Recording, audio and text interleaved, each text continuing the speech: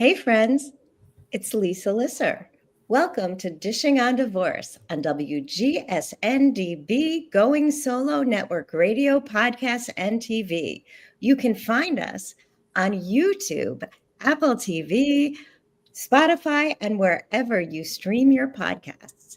I'm your host, Lisa Lisser, CEO and founder of LZL Coaching, a boutique coaching firm focused on divorce, relationships, and life transitions.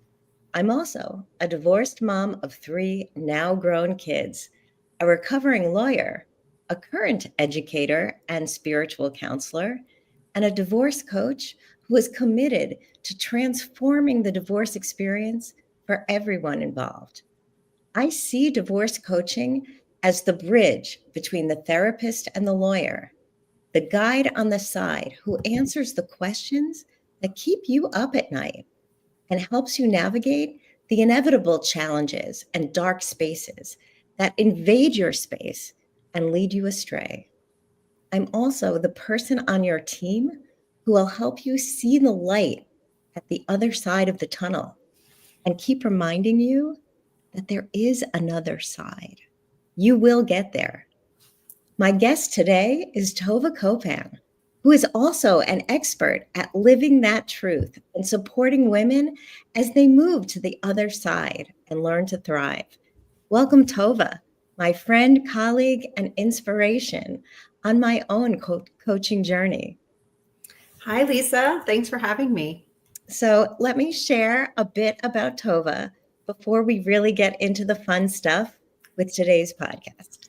So Tovah is a dynamic mother of 3 boys and a passionate advocate for personal growth and community engagement.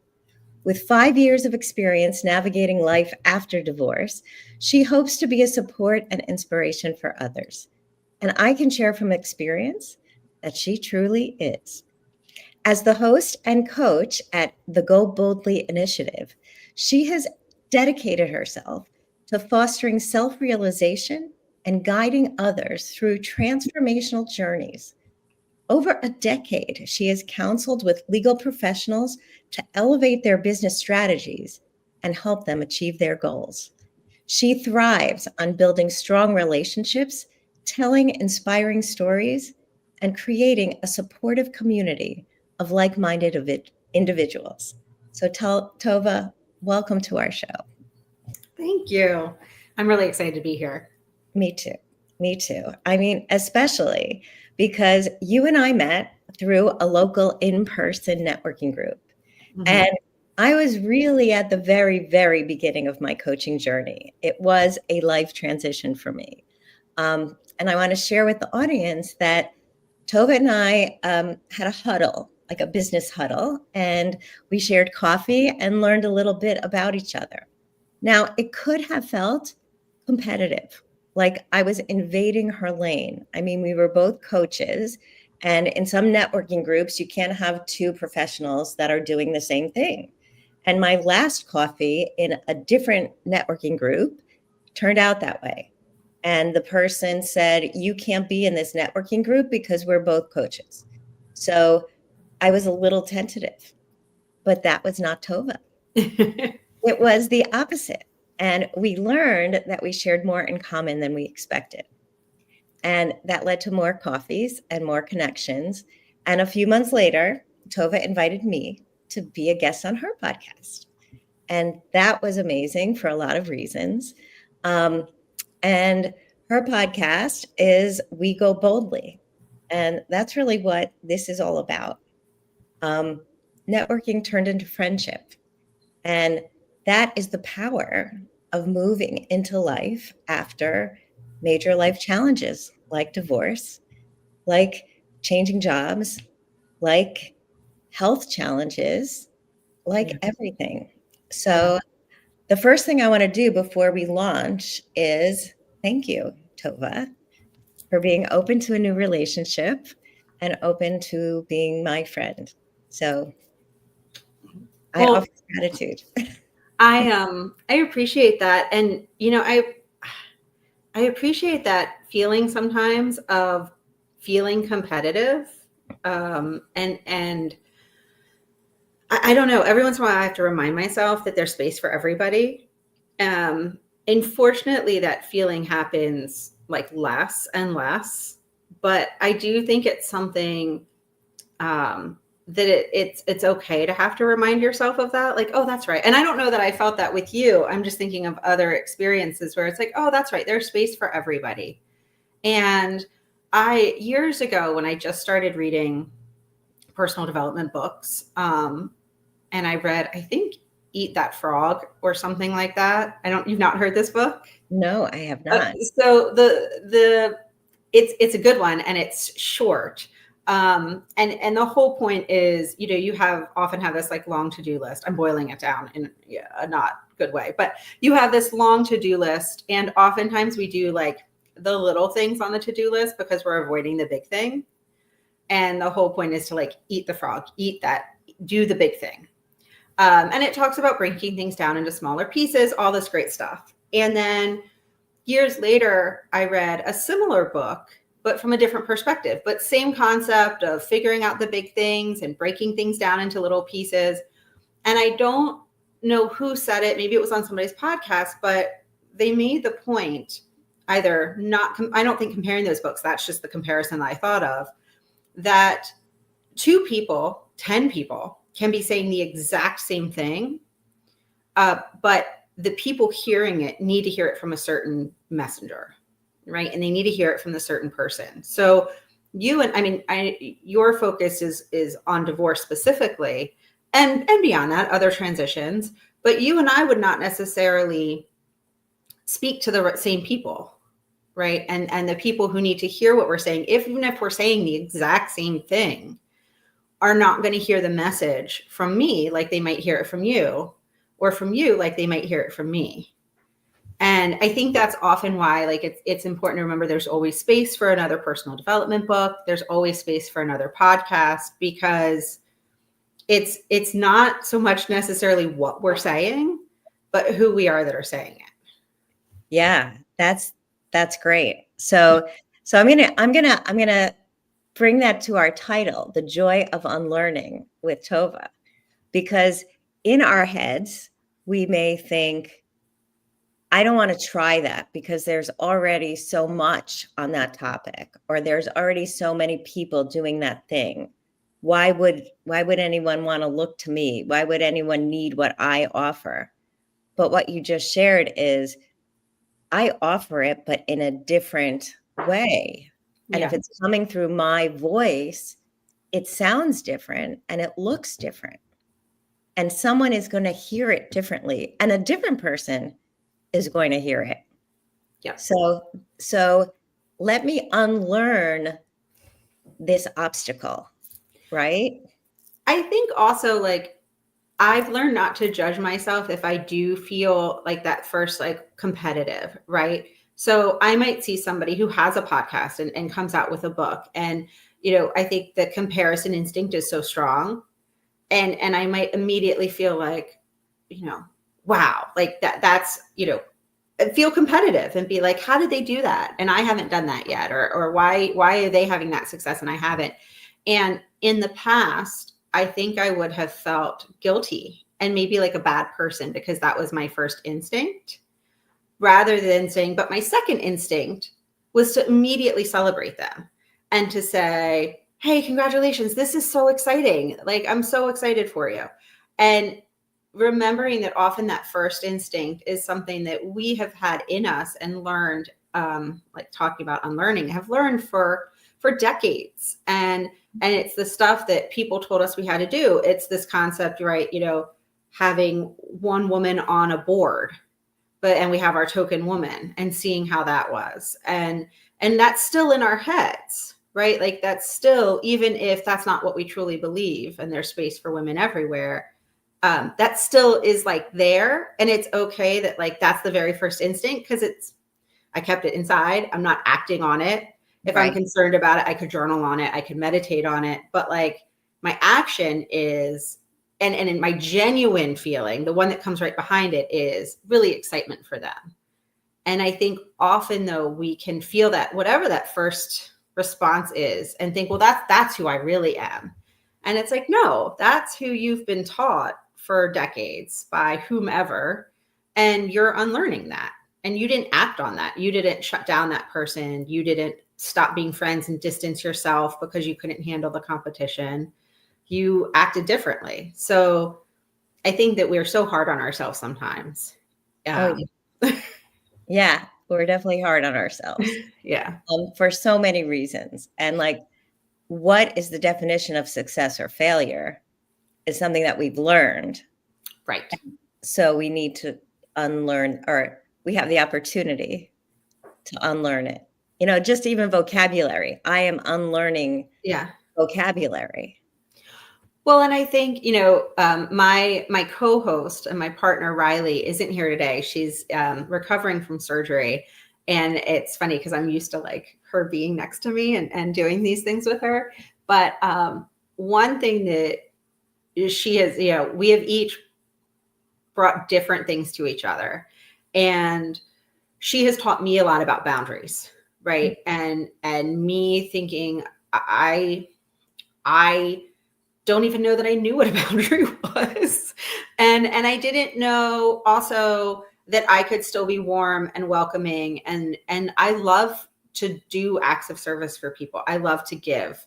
I love to give gifts. And I love to volunteer. And I think I thought that there wasn't a place for boundaries, or I didn't even think about it. Right. It took me a very long time to get through the Codependency No More book, which I feel like is a must read for a lot of people going through a divorce. But it took me a long time because I kept having to put it down. But she taught me about how I could set a boundary, and that boundaries are about me. They're not about being mean. They're not about the other person. And then I think I taught her about the word failure and how you can fail. And you should try to fail. Like, you should try new things and be like, oh, that didn't work. Let me try something new. And failing doesn't make you a failure. And I think that even saying that someone is a success, we would assume that there would be no failure, right, in their lives, because you are either a success or a failure, rather than recognizing that everybody's going to have some successes and failures.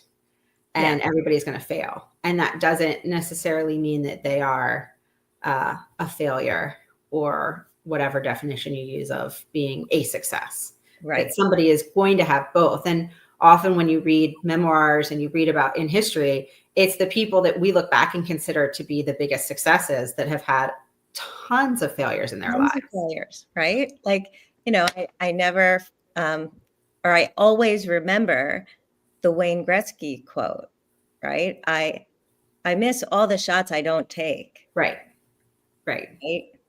And then there's the Brene Brown quoting Theodore Roosevelt. Right. The man in the ring very greatly. Yeah. You have to be in it, and you're gonna fail. And we remember our mistakes much more than we remember our successes. Yeah. And the emotions attached to them are stronger. Yeah. And that's how we learn. Yeah.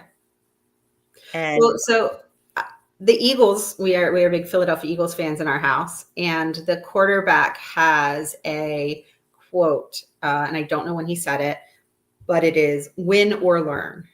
Yeah. Not that you can't learn from your wins, but you often are not reflecting as much on your wins. But that's a quote that we talk about in our family a lot, that, you're either going to win or you're going to learn. Those are Right. And so when I was like a baby coach, one of my coaches taught me that quote only a little bit differently. It was you don't win or lose, you win and learn. Like, it's not even an or, it's an and. Yeah. Which is even better. Yeah. Because you have opportunities, like failing is an opportunity. And it's not easy to fail. It's not easy to make mistakes. And we don't want to admit our mistakes very often, but mistakes are the cracks are where the light gets in. Yeah. Right. That's a quote from Cohn, who I now just forgot his first name. It's in all the curricula I write.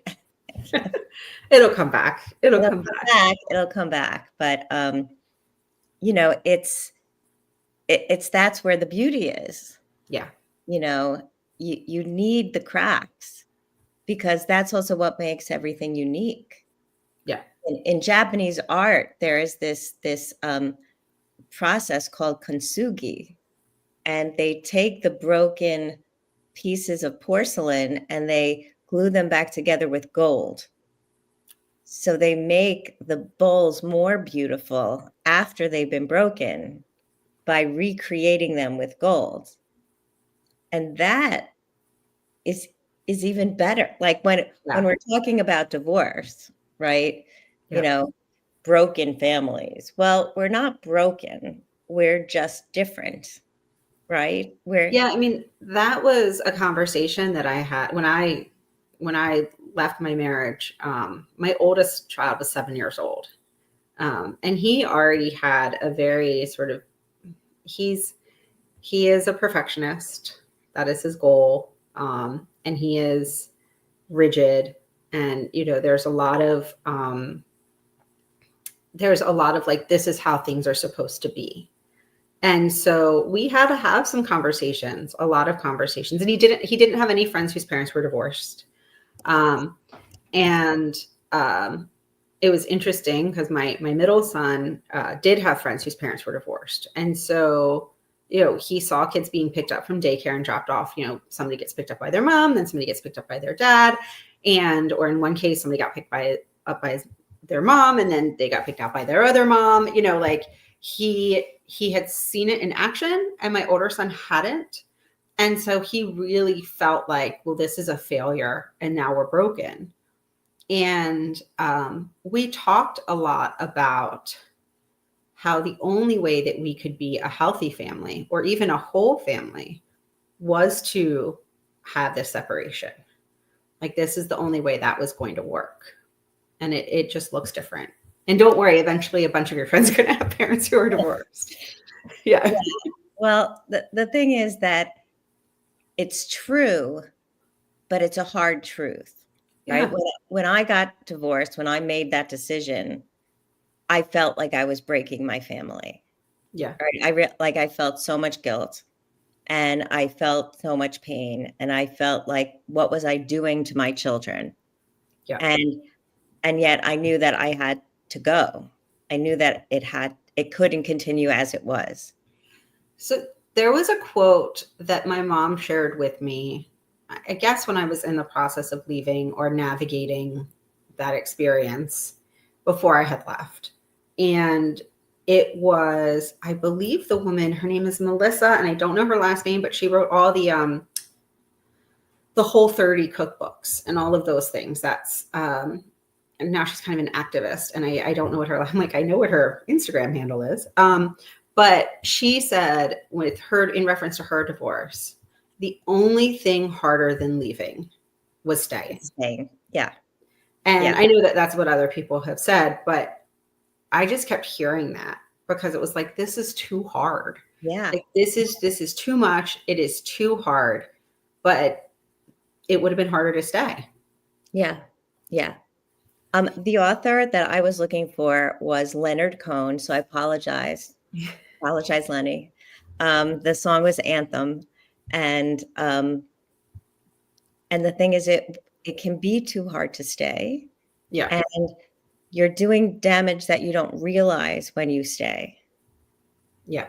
And waiting does different damage. Saying you're going to wait until the kids are grown up, that creates different issues.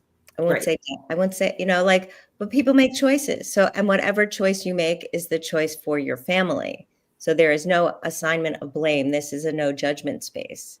Yeah. So we need to sort of unlearn, what society has told us is what, your job is, or your responsibility is, or your role is. And a lot of what those teachings were about sublimating our own selves to a whole that diminishes women. Yeah, I mean, I knew that I wasn't going to be able to be the mom that I wanted to be if I stayed in the marriage. And I wouldn't, forgetting wanting to be, I wouldn't be the parent that they needed. Yeah. And if I stayed. And so it's interesting because I think I both stayed longer in the marriage because of my kids, but was able to leave also because of my kids. Right. Right. They gave me that, like, I need to be a parent to them. And I can look at the different effects that the divorce has on my, my 3 kids. My youngest was just over 3 when we separated. And I had a middle son who was 5. And, my oldest remembers us being married. He was 7, and he remembers us living together. He remembers us being married. He remembers doing things as a family. Like, he has memories. But he also remembers not great stuff. Yeah. And he also had a mom who, for a big chunk of his life, wasn't in therapy and was in a bad marriage, right? And then there's my 3-year-old who does not remember me living in the house that his dad still lives in, and doesn't have memories of us together as a family. But also his mom was in therapy from the time he was 1 year old. And he always had, from 3 on, a healthy, safe place to live where there was joy. And so, I don't know, like, I don't have memories of my parents ever being married. And so in a way, my 7-year-old has kind of a gift because there were some good things, but he also remembers a lot of the not great stuff. And he also had a mom that was really struggling. Whereas my youngest, and I know my poor middle child is just there being ignored, but, Poor middle child. but, my youngest had a much healthier environment, and you can see it. And yeah, they all have different personalities, but you can see it in how he reacts to things and processes things. And so, I don't think there is a wrong or a right answer, but it's sort of different things that your kids are going to have to carry with them. Yeah. We're way over our commercial breakdown. So we're going to take a quick 30-second break now. But when we come back, we're going to talk about going boldly and how we move into that next space. So with that, we will see you back in 30 seconds.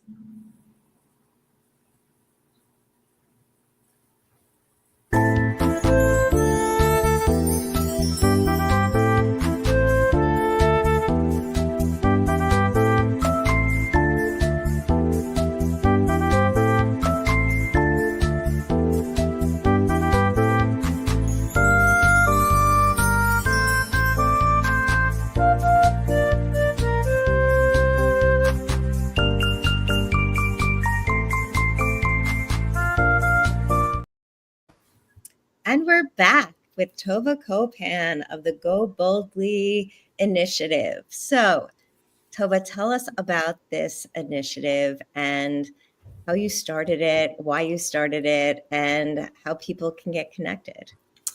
Well, it's a fun story because it started in the fabulous year of 2020, where everything went well. And at the beginning of the year, Mel Robbins had a best decade ever, maybe some sort of like free. I know, it's hilarious. It's hilarious. 2020, that was the kickoff to the best decade ever. But she had a like free multi-step course, mini course is the best way to describe it, I guess. And a number of people in a group that I was in was going to do it. And so we all decided to do it together.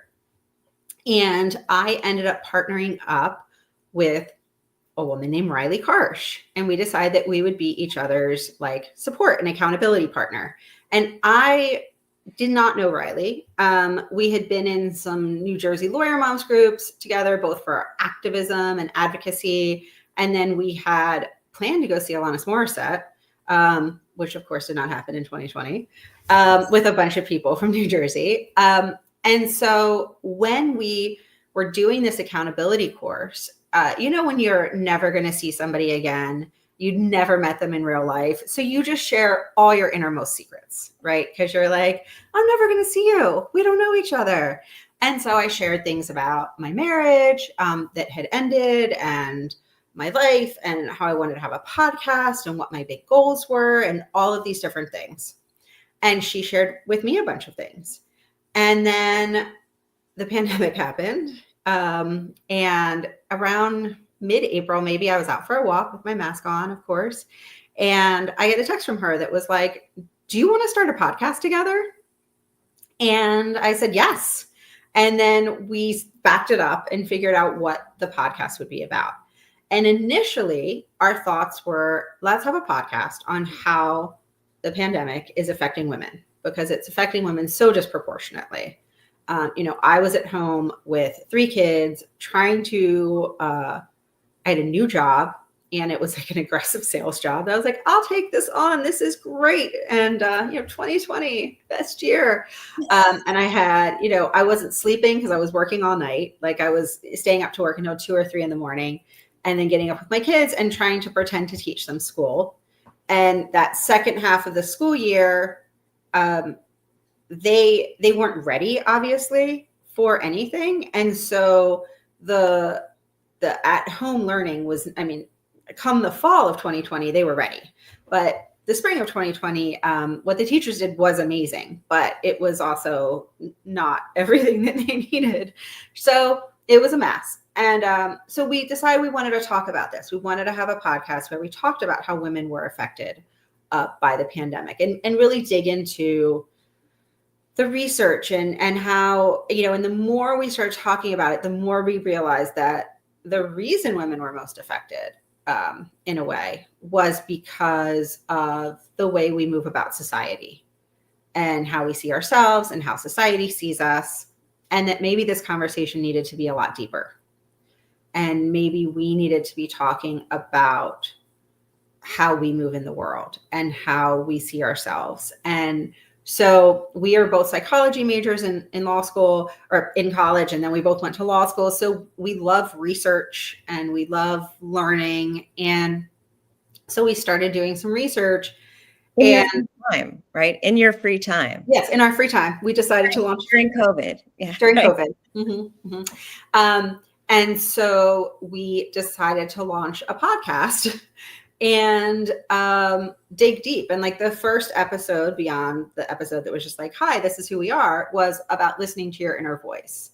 And that's kind of what we always keep coming back to, no matter how many times, like even today, the conversation about that first instinct to be competitive. Like, if I believed that was truly my inner voice talking to me, rather than just a weird instinctual thing, that would be really upsetting.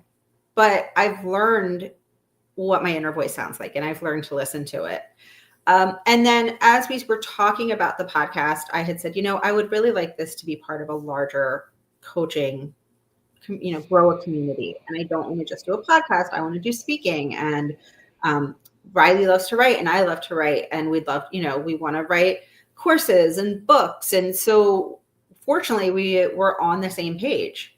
There was a lot of learning that we had to do, because we have very similar backgrounds, but we don't have very similar personalities. And so we had to learn how to communicate with each other, and learn it while not meeting in real life. I actually just saw a photo pop up, and it was from, I think, November of 2020. And that was the first time we'd met. So we launched this whole thing, and we worked on it over Zoom. And we really tried, especially at the beginning, to have all of our conversations over Zoom and not just on the phone, so that we could learn what each other talked about, and just, but it was only, it's 2024, it's 4 years ago, which is insane. And, now I'm spending Thanksgiving with her next week. Our families are very close. But at the time it worked out very nicely, because we were able to approach it as a business. And then friendship came on later. because, lawyers like contracts and stuff. So we were able to like kind of take care of all those things from the outset.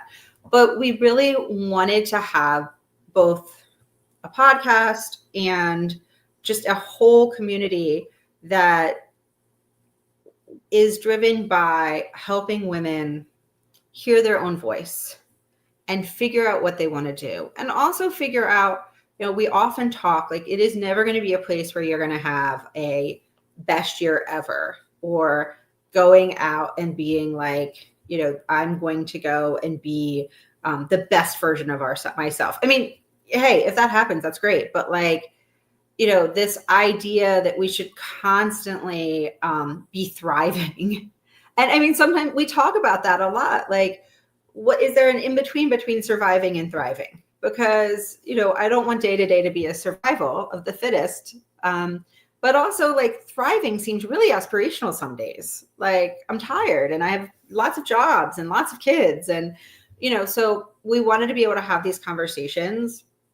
And we also felt like in a lot of what we read, we are both big Brene Brown fans. So not in her writing, but in a lot of writing, there isn't research. There isn't information behind it.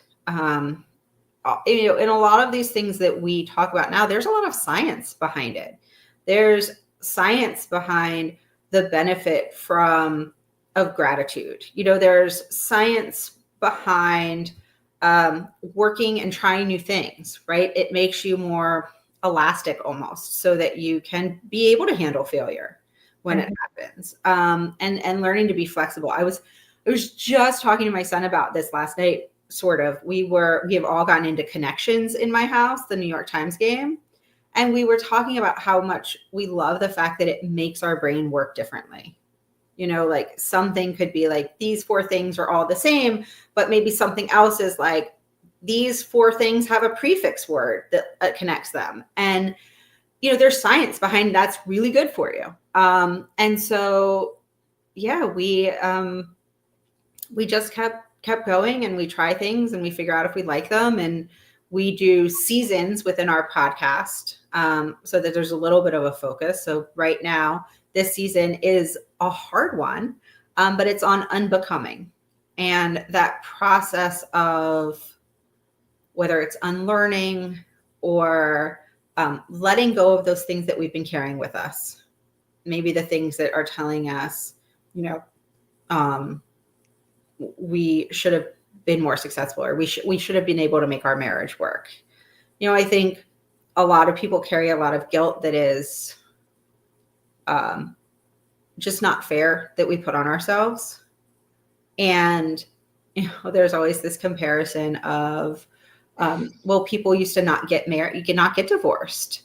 And it's like, yes, well, women also used to not be able to have their own bank account. So like, I'm not saying that everyone in the 50s stayed married because they couldn't have their own bank account, but certainly some did. And so, I think that we enjoy this process. We do it, I think, selfishly because we love it. But we also we love working with people, either individually or groups. I think groups is one thing we've learned that we really love. Whether it's our women's circle or whether it's doing a presentation to a group, because then we can learn from a lot of people.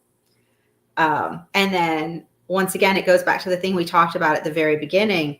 We can be upstanding in front of a group of people, and people can be nodding and like, oh yeah, okay. But then when we open up to the audience and maybe somebody in the group says something and uses an example, and you can see someone else in the group light up because it's like, that's what they needed to hear.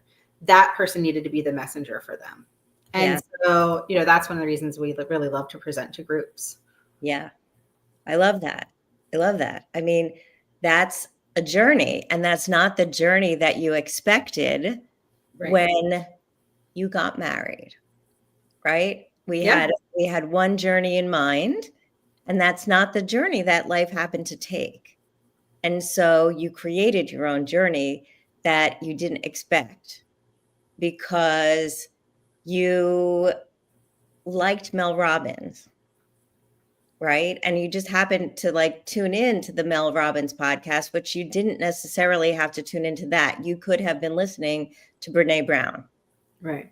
right? But instead you were listening to Mel Robbins at that point. And so there's a couple of things. I mean, we're at 35 minutes, so we don't have that much more time, but tell us about your women's circle. Yeah. So we both participated in a women's circle that we really loved. And so we decided when we no longer participated in it, we decided we missed it. And I was like, wait, we could do one. Like, why not? And so our women's circle, we meet once a week. There's people from all over the country who kind of come and go within the group. And, we have some structure to it, right? Because we try to bring something to it from a coaching perspective. And oftentimes we'll be talking about the most recent podcast. Not that you have to listen to the podcast, but that just gives us sort of a perspective. But it is a wonderful place. It is something that I look forward to throughout the week. And ironically, there was a woman yesterday who texted me and she's like, wait, are we starting right now? And I said, no, it's on Wednesday, right? And she's like, it's not Wednesday. She was so excited. She was like, I thought we were starting. And I was like, no, it's tomorrow. She's like, I just really needed to be in the group. But, we really try to provide each other with support. And what I have learned is, it is great to have friends who are supporting you. And it is great to have family who are supporting you. There is something special about having people that you don't really know. And because, you're not always on the same journey as the friends that you've had for a long time. And you can be doing something differently. And when I first started reading personal development books, like a lot of my friends don't read them. And so that's fine. But it would have been weird if I would have been like, hey, so, there's this Eat That Frog book, or there's this you're kind of isolated. And so what the women's circle does is it allows you to be with a group of people that don't know you, right? And so maybe they don't know, or they don't know you right away. Maybe they don't know your marriage. And right now, all of your friends are tied up in dealing with that fallout. And it's a lot, and that's hard as a friend to support somebody through. And so it's just this really wonderful place each week to come. We do it on Zoom, and just to get support, to show support, to learn. Sometimes we'll talk about, like I said, what we've been working on or what we've been talking about. But a lot of times by the end, it's just us sharing what we're going through. And we end every week with our struggles and our celebrations. And sometimes it's really hard to find those celebrations, but some week it's hard to find the struggles. And honestly, often it's the same thing, right? Like I've been dealing through this thing and it's been really hard, but I'm really proud with how I've been dealing with it. Yeah. Like it could be the same thing. So we love it. And we are always looking for more folks to join us. That's wonderful. So what a great invitation and opportunity for you, for my listeners. And so how can my listeners find you, join the circle? Tell us more. Right. So you can always follow us on Instagram and Facebook, and we're on LinkedIn. So we're Go Boldly Together is our Instagram and Facebook. We are no longer on Twitter. So we didn't do anything there anyway, but we're on Instagram. That's where we're most active. But you can also just go to our website, goboldlyinitiative.com, and hopefully it's easy to navigate. That's our goal. And you can find all of our courses that we have and also the circle. And you go there and you sign up, and then you'll get invited, get our Zoom, and get all the information. That's great. That's great. Thank you so much for being here. And to my audience, you can always find me at lzlcoaching.com. You can reach me, Lisa, at lzlcoaching.com. And you can book a free 30-minute consult, and we can talk. And we can work together. And you can always find me online at WGSN-DB, Going Solo Network Radio, Podcast, and TV. And you can find me Dishing on Divorce, Next Chapter with Lisa Lisser, on wherever you get your streaming podcasts, and we're there. So thank you so much for watching. We'll see you on Tuesday with our Tuesday version of Dishing on Divorce. Thank you and have a great rest of your week.